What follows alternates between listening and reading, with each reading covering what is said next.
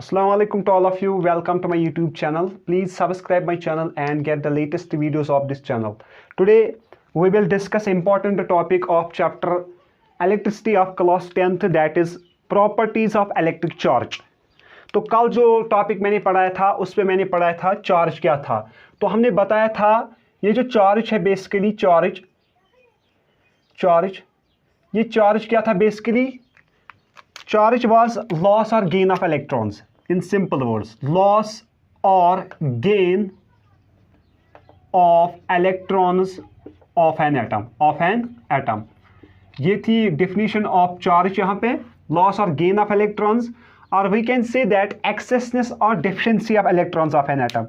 यानी in other words हम ये भी कह सकते हैं excessness or deficiency of electrons of an atom. फिर मैंने बताया है क्योंकि हर कोई एटम जो है वो इलेक्ट्रिकली न्यूट्रल होता है, electrically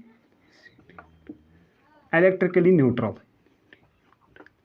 Why every atom in the universe is electrically neutral? Because number of electrons equal होते हैं नंबर ऑफ प्रोटॉन्स के बराबर। Number of electrons are equal to number of protons, जिसकी वजह से हर कोई एटम जो यूनिवर्स का है वो है इलेक्ट्रिकली न्यूट्रल। क्योंकि इलेक्ट्रॉन का नेगेटिव चार्ज है, प्रोटॉन का पॉजिटिव चार्ज है। लेकिन इलेक्ट्रॉन का चार्ज कितना है 1.6 इंटू 10⁻⁻19 कोलम, और इसका भी यही है 1.6 इंटू 10⁻⁻19, लेकिन ये पॉजिटिव है तो ये नेगेटिव है। तो यहाँ पे इलेक्ट्रॉन का चार्ज एंड प्रोटॉन का चार्ज सेम है, लेकिन खाली इनकी पोलैरिटी अलग अलग है। प्रोटॉन का चार्ज पॉजिटिव है, इलेक्ट्रॉन का चार्ज नेगेटिव है, अदरवाइज दे आर सेम। तो जब कोई भी एटम यहाँ पे इलेक्ट्रॉन को लॉस और गेन करता है तो इसका क्या आता है चार्ज। तो आज हम इसी चार्ज की बात करेंगे। Property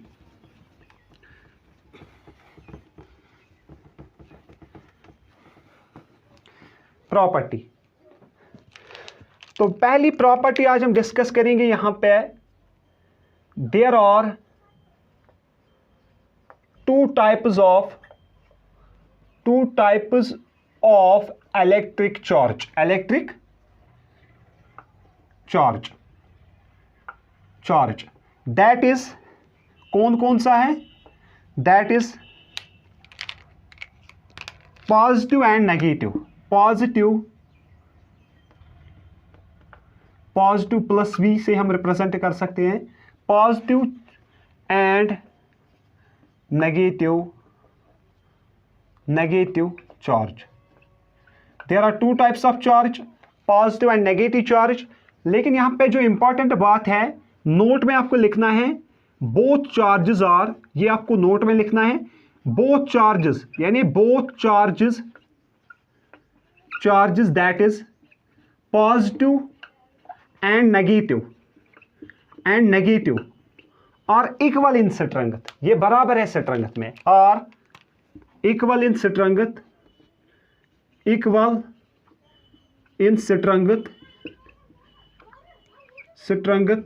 but they differ only in polarity, but opposite in polarity.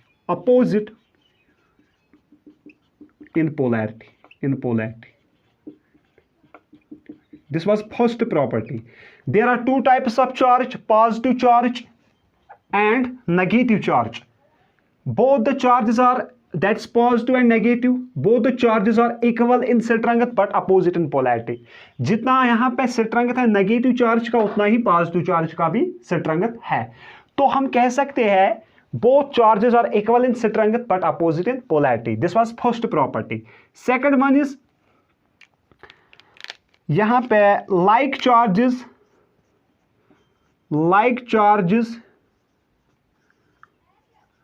repel each other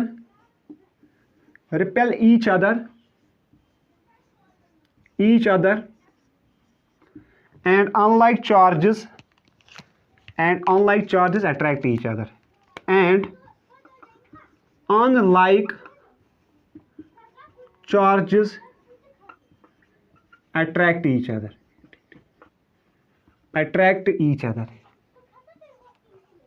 each other. like charges repel each other and unlike charges attract each other. This is property number second. This was property number first. तो why like charges repel each other? You can look. For example, अगर हम लेंगे positive charge और positive charge, they show repulsion. ये क्या दिखाएंगे? Repulsion. इनके दरमियान क्या होगी? Repulsion. इनके दरमियान होगी रिपल्शन. अगर मैं यहां पे लूंगा नेगेटिव चार्ज और नेगेटिव चार्ज, इनके दरमियान भी क्या होगी? रिपल्शन.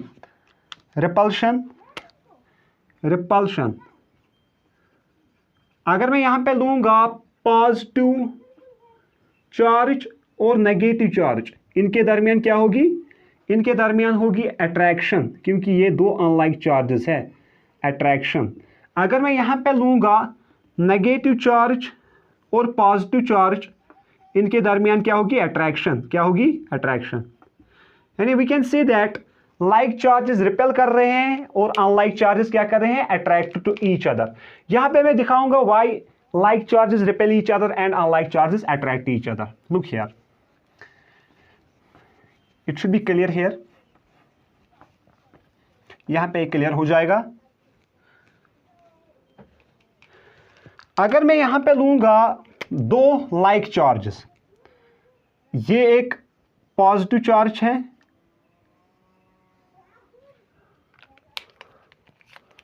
ये एक पॉजिटिव चार्ज है, यानी मैंने यहां पे दो पॉजिटिव चार्ज लिए हैं.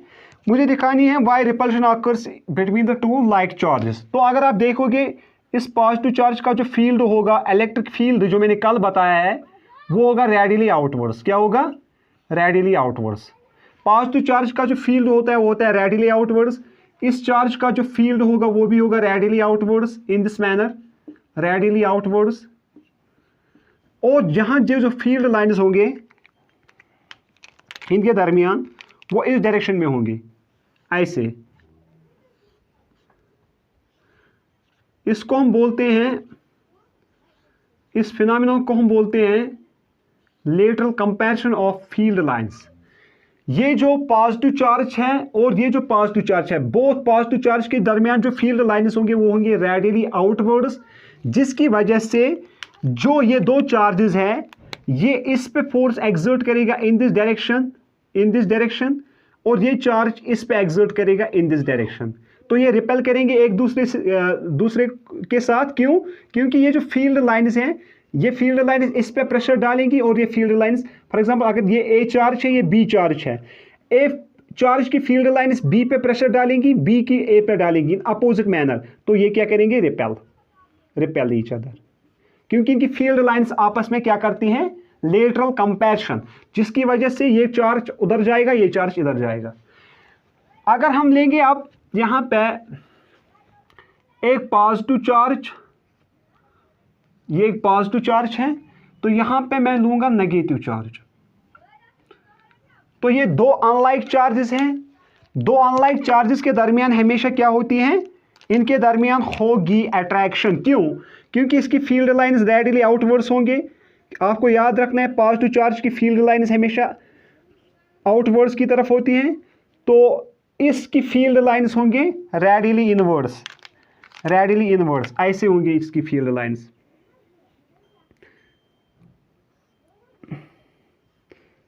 नेगेटिव चार्ज की जो फील्ड लाइंस होंगे यहां पे, वो होंगे रेडियली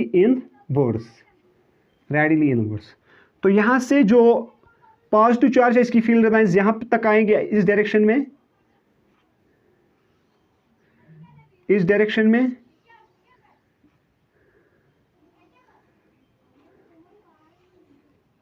तो इनके दरमियान ये जो चार्ज है, पॉजिटिव एंड नेगेटिव चार्ज, इनके दरमियान क्या होगी?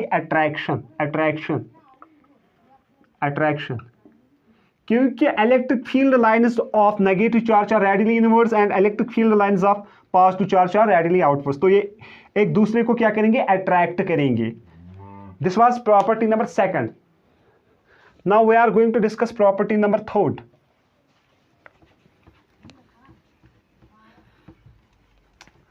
प्रॉपर्टी थर्ड हम डिस्कस करेंगे.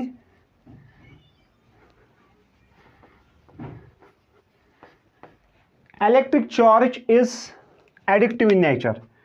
Electric charge is additive in nature. Additive in nature. Electric charge is additive in nature. This means that total charge is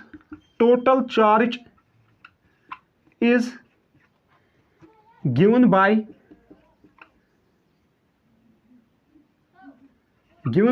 algebraic sum of individual charges.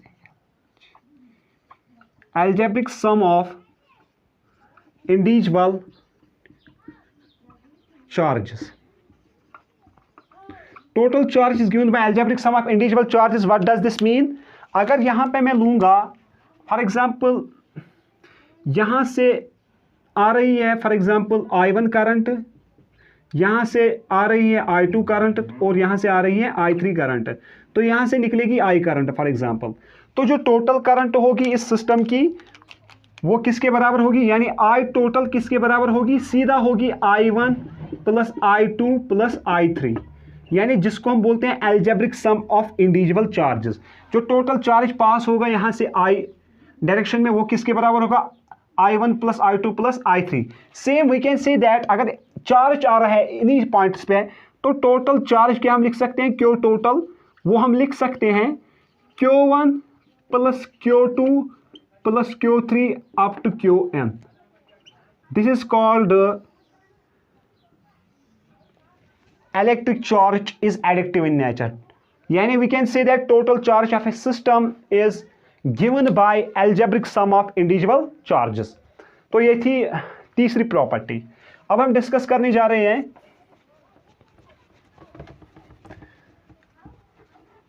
यहां पे property number 4. Look here, electric charge is quantized in nature. Electric charge is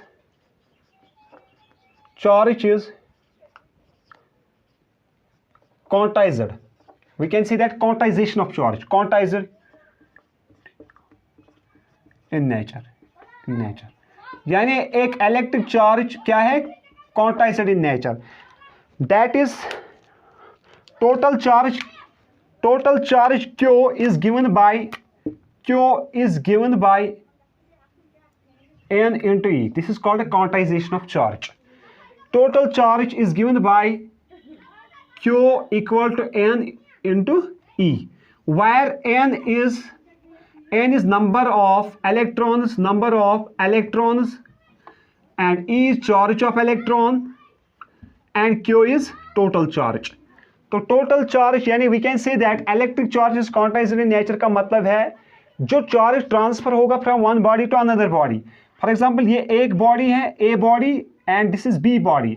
अगर इनके दरमियान charge transfer हो रहा है, charge किसके पास है, इलेक्ट्रॉन के पास, तो जो इलेक्ट्रॉन ट्रांसफर होगा वो डेसिमल्स में यहाँ पे ट्रांसफर नहीं होगा, यानी यहाँ से ए से बी तक जो चार्ज फॉर एग्जांपल ट्रांसफर होगा वो होगा in the manner of 1 2 3 4 5 6।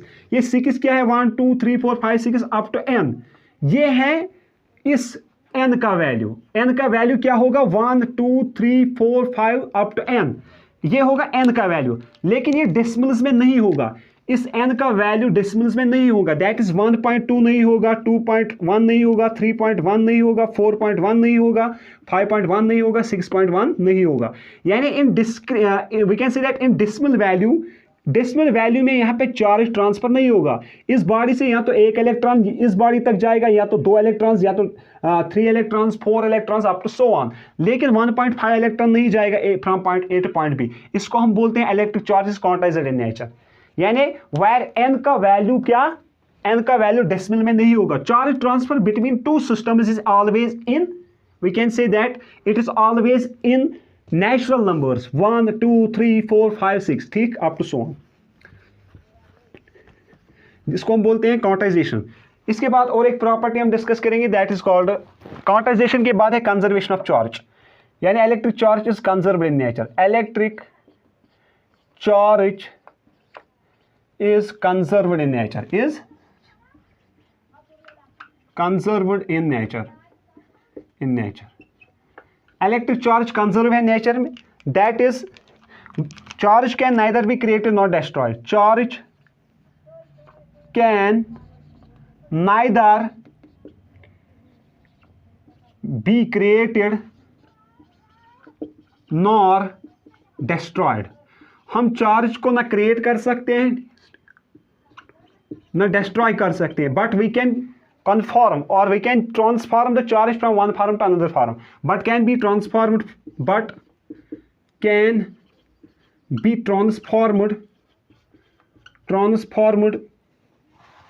from one form to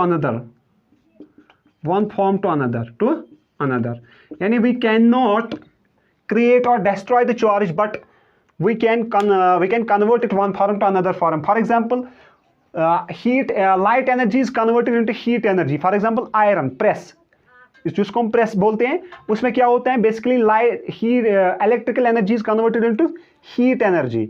और for example electric bulb, electrical energy is converted into light energy. या for example microphone, electrical energy is converted into sound energy. तो हम transfer कर सकते हैं, या electrical energy can be converted into mechanical energy. हम इस चार्ज को ट्रांसफर कर सकते हैं from one form to another form, but हम डिस्ट्रॉय नहीं कर सकते हैं, जिसको हम बोलते हैं conservation of charge. In other words we can say that जितने एक बॉडी से दूसरी बॉडी तक इलेक्ट्रॉन्स जाएंगे, अगर एक फॉर एग्जांपल यहां पे बॉडी m है, यहां पे बॉडी n है, इनके दरमियान है हुआ है कुछ चार्ज ट्रांसफर. अगर m ने यहां पे 3 इलेक्ट्रॉन्स को गेन किया, लॉस किया है, तो ये n उन्हीं 3 इलेक्ट्रॉन्स को गेन करेगा, गेन लॉस. तो टोटल चार्ज क्या हो जाए, conserve. Total charge is conserve. इसके बाद अगर हम देखेंगे इलेक्ट्रिक चार्ज जो है ये एक स्केलर क्वांटिटी है. Electric charge is scalar quantity, ये भी याद रखना. Electric charge is scalar quantity. Electric charge is scalar quantity. Electric charge एक स्केलर क्वांटिटी है क्योंकि इसके पास खाली magnitude, because it possess only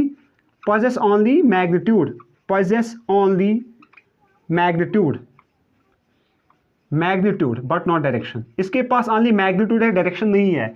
लेकिन यहां पे दो चीजें होती है, एक होती है वेक्टर, दूसरी होती है स्केलर. वेक्टर वो क्वांटिटी होती है जिसके पास डायरेक्शन भी हो और मैग्नीट्यूड भी हो, फॉर एग्जांपल डिस्प्लेसमेंट. और स्केलर क्वांटिटी वो क्वांटिटी होती है जिसके पास खाली ओनली मैग्नीट्यूड हो, डायरेक्शन नहीं हो.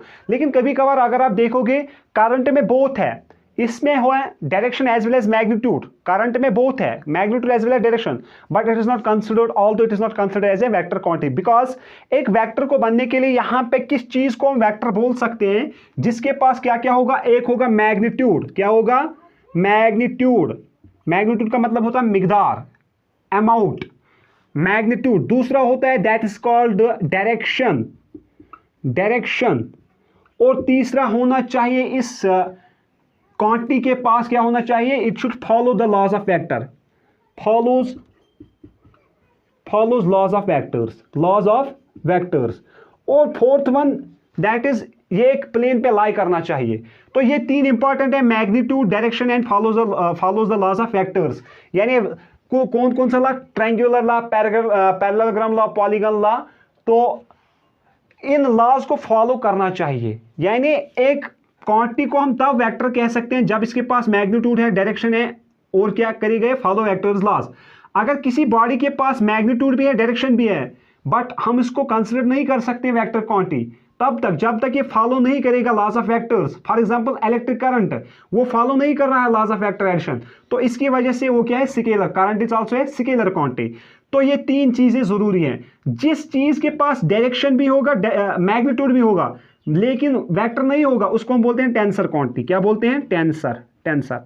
मगर ये जो इलेक्ट्रिक चार्ज है, electric charge is scalar quantity because it does not possess direction and it does not follow the laws of vector addition and vector subtraction whatsoever. तो ये थी 6th प्रॉपर्टी. 7th प्रॉपर्टी अगर हम देखेंगे यहां पे,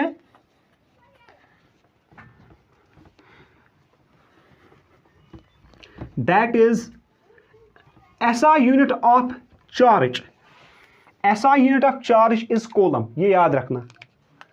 SI unit of charge, SI unit, जो SI unit है चार्ज का वो क्या है? Coulomb. SI unit of charge is coulomb, otherwise if you look SI unit of current is ampere, वहां पे इलेक्ट्रॉन है, इलेक्ट्रॉन का भी चार्ज है, लेकिन यहां पे हम लेते हैं SI यूनिट ऑफ चार्ज क्या है? कोलम। तो अगर हम कोलम को डिफाइन करेंगे, कोलम में होते हैं 6 × 10⁻18 इलेक्ट्रॉन्स, यानी जिस बॉडी में इतने इलेक्ट्रॉन्स होंगे 6 × 10⁻18 इलेक्ट्रॉन, इसको हम बोलते हैं 1 कूलम चार्ज। यानी a body is said to possess a 1 coulomb of charge if it contains 6 × 10⁻18 electrons, it is said to possess a 1 coulomb of charge. तो SI unit of charge is coulomb. अगर इन 6 × 10⁻18 electrons को मैं -1 electron करूंगा तो ये बन जाएगा 1 कूलम पॉजिटिव चार्ज। क्या बन जाएगा? 1 कूलम पॉजिटिव चार्ज, अगर एक इलेक्ट्रॉन को मैंने माइनस किया है इन 6 × 10⁻18 इलेक्ट्रॉन्स को। अगर मैंने 6 × 10⁻18 इलेक्ट्रॉन्स को यहां पे प्लस किया एक इलेक्ट्रॉन को, तो ये बन जाएगा 1 कूलम नेगेटिव चार्ज। यहां पे आपको याद रखना है SI यूनिट ऑफ चार्ज क्या है? कोलम। और कोलम क्या डिफाइन होता है? 6 × 10⁻18 इलेक्ट्रॉन्स।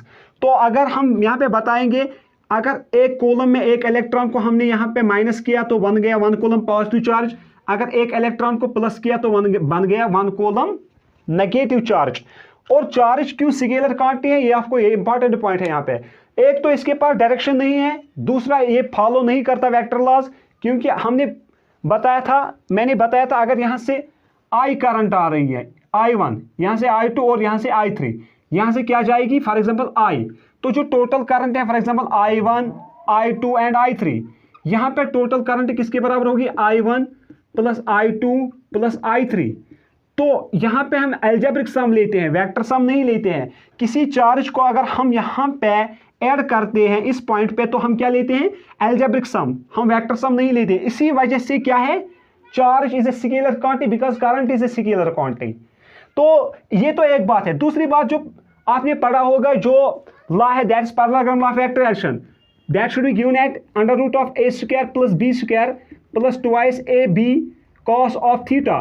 तो यहां पे एंगल की भी बात नहीं आई। अगर आप यहां पे देखोगे, यहां पे 90 डिग्री एंगल था, तो मैंने यहां पे एंगल कंसीडर नहीं किया है। तो ये दो फैक्टर्स हैं क्यों चार्ज क्या स्केलर क्वांटिटी है।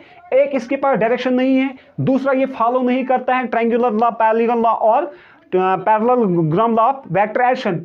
और पांचवी बात ये है कि इनमें एंगल नहीं आता है। यहाँ पे ये वेक्टर सम में एंगल आ गया यहाँ पे cos ऑफ थीटा, लेकिन यहाँ पे कहीं एंगल मैंने कंसीडर नहीं किया है, जिसकी वजह से जो चार्ज है that is scalar quantity. So if you are interested, you can subscribe my channel and you can get the latest videos of this channel. Thank you.